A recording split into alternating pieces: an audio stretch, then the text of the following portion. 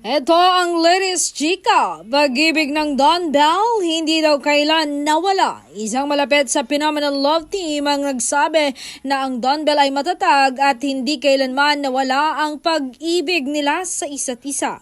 Ito nga ang naging sagot niya nang tinanong namin kung kamusta ba ang dalawa o sila pa ba. Simple lang niyang sabi, he loves her in ways that don't need words.